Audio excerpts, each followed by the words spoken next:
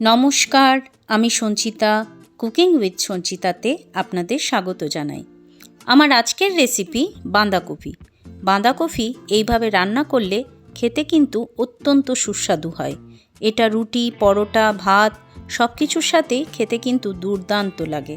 তাহলে চলুন আজকের বাঁধাকপির রেসিপিটা দেখে নেওয়া যাক। প্রথমেই কড়াইয়ের মধ্যে দিয়ে দিলাম 4 টেবিল চামচ সরষের তেল।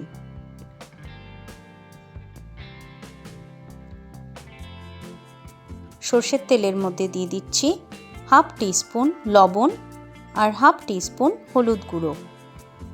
লবণ আর হলুদ দিয়ে দুটো বড় সাইজের টুকরো টুকরো কেটে রাখা আলু আমি প্রথমে ভেজে নেব।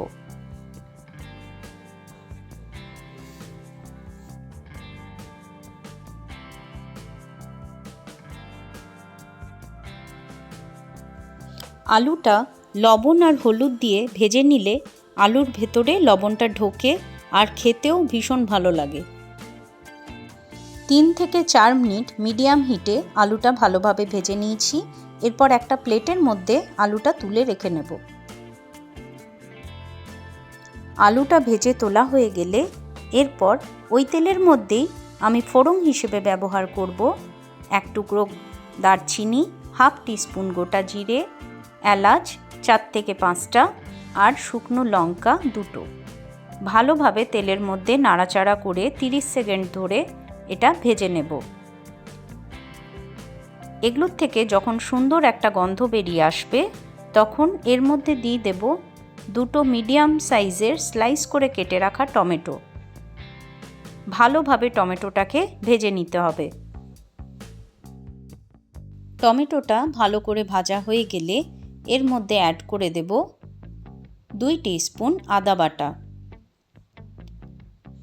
আদাটা 3 থেকে 4 মিনিট মিডিয়াম হিটে ভালোভাবে কষিয়ে নেব যতক্ষণ না এর কাঁচা গন্ধটা চলে যাচ্ছে। আদাটা ভালো করে কষানো হয়ে গেলে এর মধ্যে অ্যাড করে দেব বেসিক গুঁড়ো মশলাগুলো।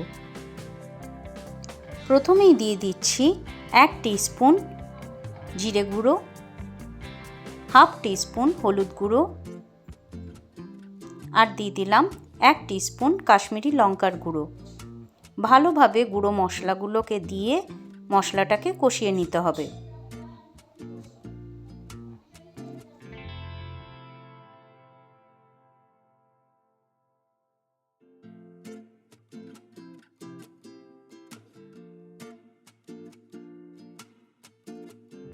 এরপর এর মধ্যে অ্যাড করে দিচ্ছি ঝালের জন্য 4 থেকে 5টা চেরা কাঁচা লঙ্কা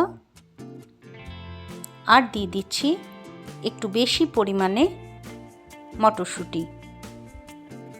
শীতকালে এই মটরশুঁটি যে কোনো রেসিপিতে খেতে ভীষণ ভালো লাগে। তার মধ্যে বাঁধাকপি দিয়ে মটরশুঁটি তরকারিতে খেতে কিন্তু দারুণ লাগে। 4 থেকে 5 মিনিট কষিয়ে নিতে হবে মশলাটাকে। আর মটরশুঁটির মধ্যে দিয়ে দিচ্ছি সামান্য পরিমাণ জল।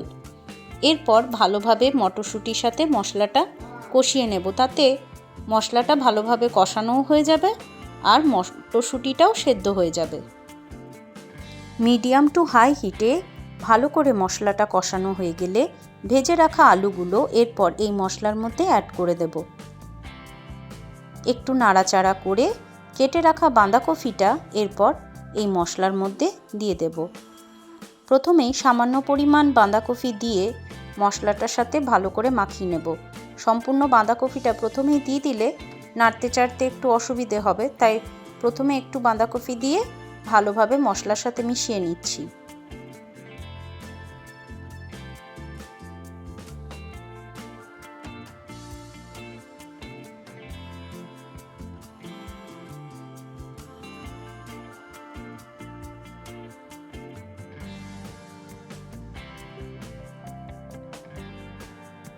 বাঁধাকপিটা ভালোভাবে মেশানো হয়ে গেলে বাকি যে পরিমাণ বাঁধাকপির কুচোনোটা রয়েছে সেটা এখানে অ্যাড করে দিচ্ছি। 10 মিনিট লো টু মিডিয়াম হিটে এটা রান্না করে নেব। যতক্ষণে বাঁধাকপিটা সেদ্ধ হচ্ছে ততক্ষণ একটা সাইডে এবারে একটা ভাজা মশলা আমরা রেডি করে নেব। একটা ফ্রাইং প্যানের মধ্যে প্রথমেই নিয়ে নিচ্ছি কিছুটা পরিমাণ গোটা জিরে, নিয়ে নিলাম মৌরি, গোটা ধনে, দিয়ে দিচ্ছি 2টো তেজপাতা, আর দিয়ে দিচ্ছি 4 থেকে 5টা শুকনো লঙ্কা। ভালোভাবে 2 মিনিট ধরে লো টু মিডিয়াম হিটে এটা ড্রাই রোস্ট করে নেব।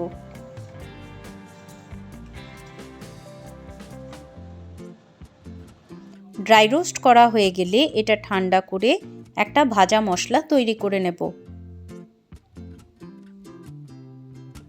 মিক্সিং জারে গুঁড়ো করে আমি একটা ভাজা মশলা তৈরি করে নিচ্ছি। এই মশলাটা বাঁধাকপির তরকারিতে দিলে তার স্বাদ কিন্তু ডাবল হয়ে যায়। একবার আমার কথা মতো আমার পদ্ধতিতে অবশ্যই ট্রাই করে দেখবেন। বাঁধাকপিটা কিছুটা পরিমাণ কমে গেছে। এরপর ভালোভাবে নাড়িয়ে চাড়িয়ে মশলার সাথে পুরো বাঁধাকপিটা মিশিয়ে নেব।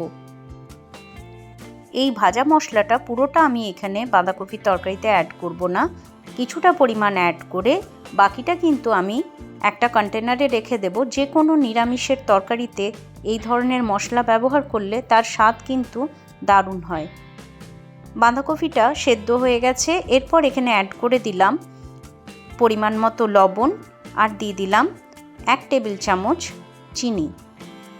চিনিটা বাঁধাকপির তরকারিতে একটু বেশি পরিমাণেই দিলাম, কারণ বাঁধাকপির তরকারিটা একটু মিষ্টি মিষ্টি খেতে বেশি ভালো লাগে, তাই আমি পরিমাণ মতো চিনি দিয়ে দিলাম। আপনারা চাইলে চিনিটা একটু কমও করতে পারেন, কিন্তু চিনিটা অ্যাড করলে বাঁধাকপির তরকারি খেতে ভীষণ ভালো লাগে। এরপর দিয়ে দিচ্ছি ভাজা মশলাটা।